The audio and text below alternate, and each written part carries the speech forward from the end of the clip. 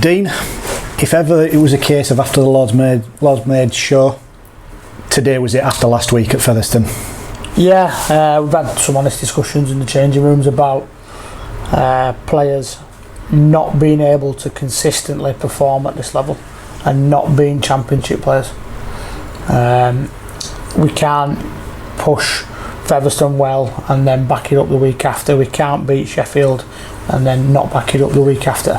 For players that want to play proper rugby league in the championship, testing themselves week in, week out, they've got to get better and they've got to double up. And it's a mental game as well as a physical game. And there were some times today where we weren't mentally tough and mentally correct, but some individuals within that team today made some massive errors at certain points, and a lot of it is down to that individual error that's killed us.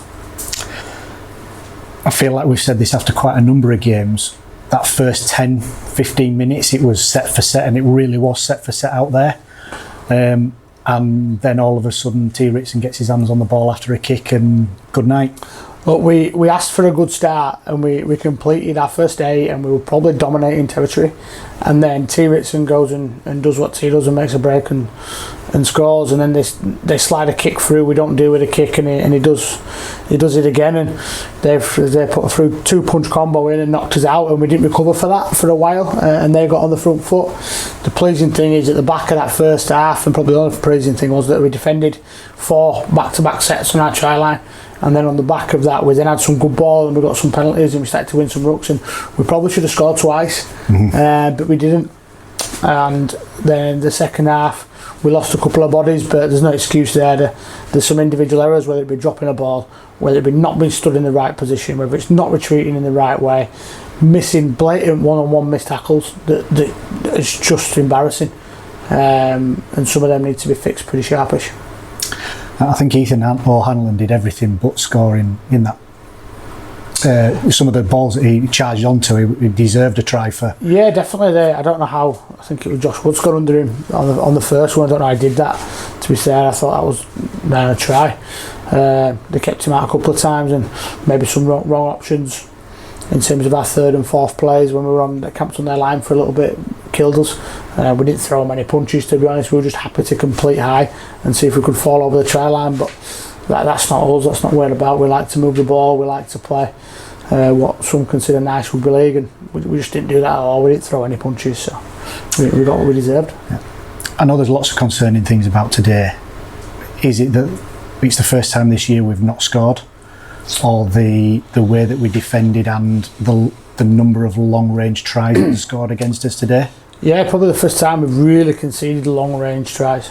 Normally they fall over the try line where they've built loads of pressure, but what Barrow did to us today is they scored long range tries, and they broke us down pretty easy. And our right edge today got tormented and pulled apart, and we struggled to reset that edge pretty quickly, and they did put us to the sword.